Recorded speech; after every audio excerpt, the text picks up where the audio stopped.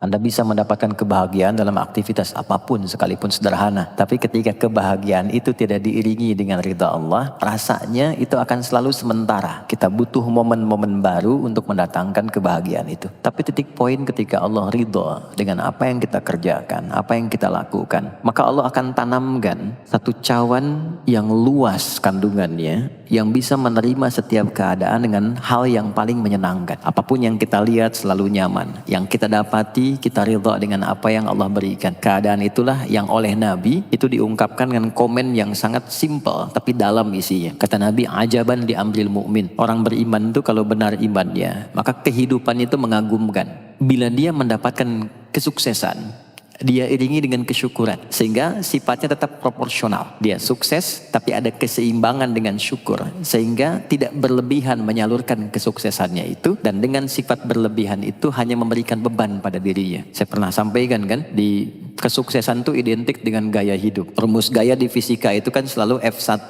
banding lurus dengan F2. Apa yang didapat itu yang keluar. Tapi orang tidak boleh lupa bahwa F itu selalu berbanding lurus dengan P. Gaya berbanding lurus dengan tekanan, hukum Pascalnya. Semakin banyak gaya, semakin tertekan hidupnya. Itu bandingan nilai kehidupannya. Nah, jadi gaya itu diperkenankan. Karena itu bagian dari energi. W sama dengan F dikalikan S. Hukum energi kan begitu. Jadi hidup nggak mungkin kalau nggak ada energi. Tapi energi yang terbaik itu akan dihasilkan membawa kesuksesan kebahagiaan ketika ridha Allah tertanam. Saat dia sukses, dia bersyukur sehingga proporsional. Saat dia merasakan duka pun dia nyaman karena punya sabar. Nah, sabar itu mahal. Di Jepang ada banjir, itu bisa minta maafnya luar biasa, tak tahan dia bunuh diri. Di kita banjir bisa berenang.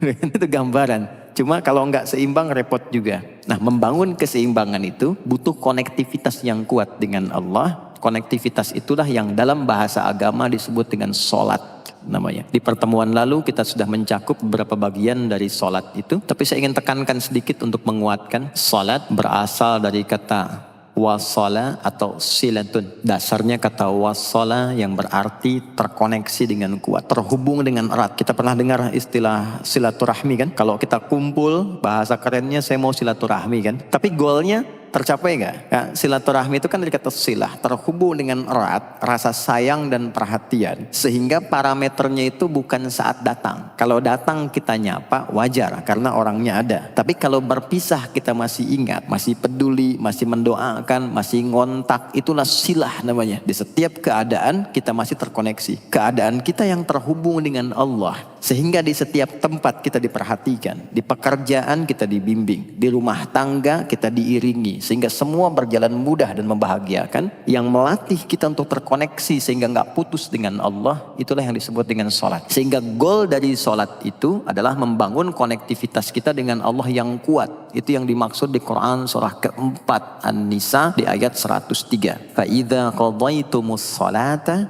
maka jika anda telah tuntas mengerjakan sholat, fadhkurullaha. Ukuran keberhasilan sholat anda itu ketika anda merasakan konektivitas dengan Allah mulai nyambung. Qiyaman, jalannya ingat Allah. Sehingga kalau orang jalan, bekerja di apapun, saat dia ingat Allah, dia bisa memfungsikan tubuhnya sehingga tidak mengerjai. Gak akan mungkin anda melihat sesuatu yang tidak Allah senangi dalam keadaan yang sama anda ingat Allah. Gak akan mungkin melangkah pada tempat yang salah saat ingat Allah. Dan itu tidak mudah karena banyak orang keluar masjid pun setelah selesai sholat masih tertukar sendal. Padahal kalau dia ingat Allah gak mungkin itu terjadi. Itu pelajaran dasarnya. Wa qu'udan wa ala junubikum. Baik itu duduk bahkan sampai berbaring. Ada koneksi. Nah, jadi singkatnya, sholat itu semua gerakannya, semua bacaannya, dari mulai kita bertakbir sampai kita salam, bacaan yang mengiringi, itu bukan sekedar gerakan hampa makna, formalitas kita bergerak dan berakhir, bukan sekedar membaca bacaan yang tidak ada isinya, tapi semua bimbingan bagaimana kita diajarkan langsung oleh Rasulullah, bisa mengoneksikan lewat gerakan dan bacaan itu, tersambung kepada Allah, sehingga feedbacknya, semua apa yang kita bacakan dijawab oleh Allah. Semua gerakan yang kita lakukan ini hakikatnya bimbingan tentang inti kehidupan kita. Jadi di sholat itu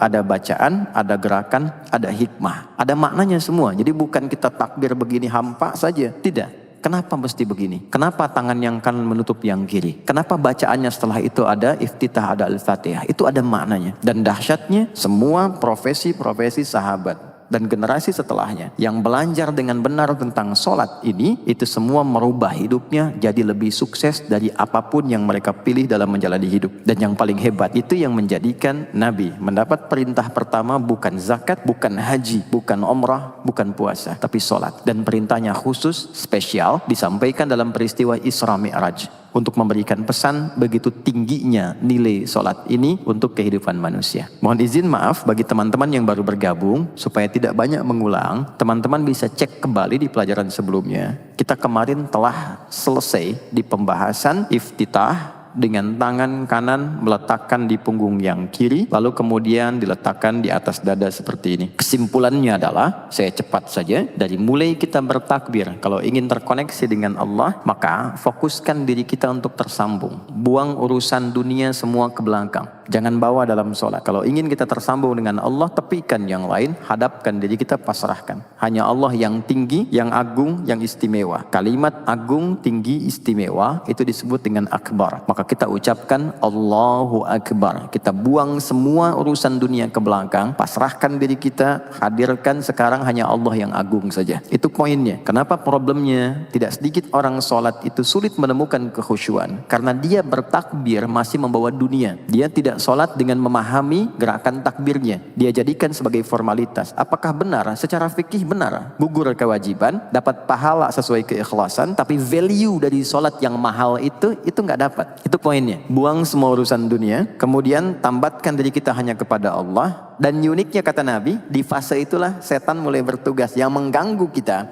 supaya kita tidak fokus untuk memahami dan melakukan apa yang kita baca dan kita gerakan. Ada setan khusus menggoda orang sholat, namanya khanzab. Nanti ada 9 jenis setan yang detil tugasnya itu berada di sekitaran kita. Mungkin satu kali Mas Baim kita belajar tentang fikih setan. Belum pernah ada kan ya? Anda kalau kesini cuma tahu jalan yang lurus, nggak tahu macetnya, nggak tahu lubangnya, sulit menghindarinya. Kebanyakan orang belajar tentang malaikat tapi nggak belajar setannya, sehingga nggak tahu setan apa yang sedang memprovokasi dirinya. Di Quran, malaikat disebutkan 88 kali, setan disebutkan 88 kali. Kalau kita cuma dengar motivasinya, nggak tahu provokasinya, kita nggak tahu bagaimana cara menghindari yang ini. Itu poinnya. Khanzab itu dia menggoda orang sholat dimulai dari takbir.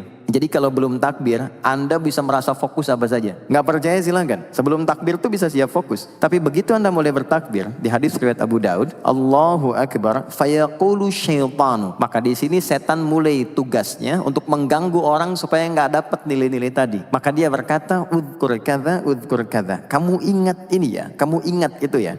Betapa Anda memulai dengan membuang semua urusan dunia, tapi kalau sudah takbir, itu setan yang install, masuk sendiri dia. Makanya kalau nggak percaya silakan nanti zuhur tuh ya. Begitu Anda takbir, itu masuk semua. Ingat ini, ingat itu, mobil parkir di mana, sampai ceramah saya sekarang pun itu akan masuk. Ingat ya, ada setan yang goda. Nah itu setan itu, itu setan sendiri. Membuat kita itu begitu lupa, sampai lihat ujung hadisnya. Hatta la yash'ural musalli kam raka'atan yusalli. Sampai nanti akan ditemukan orang sholat, dia tidak sadar berapa rakaat sedang menunaikan sholatnya. Nah itu kalau Nabi sampaikan pasti terjadi. Poin untuk kita bisa mengatasi itu, poinnya apa? Quran surah ke-4 29 dulu, ayat 45. Quran surah 29, Al-Ankabut, ayat 45. Di Islam tuh uniknya begini, istimewanya. Nggak ada satupun ibadah yang hasil kreasi manusia. Semua terukur. Ini dalilnya, alasannya, landasan kita ibadah itu dari Tuhannya ini. Penjelasan contohnya ini dari Nabi. Pakemnya begini, kodifikasi ilmunya seperti ini. Sehingga terjaga sampai kapanpun. Dan tidak ada satupun yang kita kerjakan dalam ibadah, kecuali semua punya landasan yang kuat. Dan hebatnya, diterangkan. Ini caranya, ini bacaannya, ini maksudnya seperti ini hikmahnya. Kenapa Anda begini? Kenapa begitu? Hasilnya apa? Ketika seseorang sedang memulai sholatnya, dari awal dia pengen fokus, tapi ketika dia mulai bertakbir, muncul godaan, maka sebelum sholat ditunaikan, Allah sudah ingatkan. Utlu ma uhya ilaika minal kitab. Utlu itu dari kata tilawah, artinya baca, pahami, amalkan apa yang telah dipahami itu. Jadi sejatinya sebelum sholat, kata Allah kalau ingin menikmati sholatnya, ingin tahu value dari sholat dan dihasilkan seperti orang dulu meraihnya, maka jangan kita terfokus untuk formalitas saja. Yang penting benar bacaan, takbir sampai salam terjaga. Betul, sekali lagi itu menggugurkan kewajiban, formulasinya selesai, secara fikih tuntas, tapi hikmah sholat yang tadi itu kita nggak dapat. Maka yang terjadi apa? Baca dulu, tilawah, utslu, baca,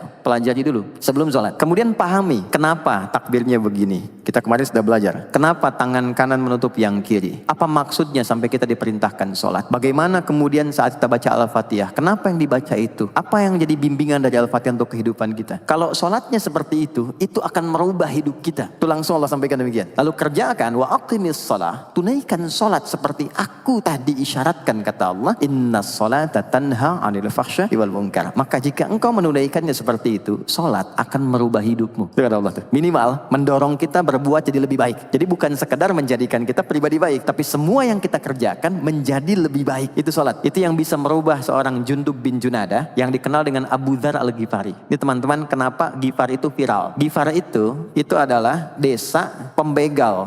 Jadi semua sekampung begal semua. Sekampung. Pimpinannya namanya Jundub bin Junadah. Jundub bin Junadah. Singkatnya masuk Islam. Saat masuk Islam, secara singkat saja, Nabi arahkan, diajarin sholat. Betapa sholat merubah hidup beliau. Jadi lebih baik, kembali ke kampungnya, mengajarkan. Singkatnya apa? Madinah heboh dengan kedatangan tapak kaki yang ternyata itu orang-orang Ghifar. Sekampung kurang lebih masuk Islam dan berubah jadi orang baik semua. Merubah hidup mereka. Jundub, orang sukses, setelah itu jadi ustadz. Ini mungkin yang menginspirasi judul preman jadi ustadz.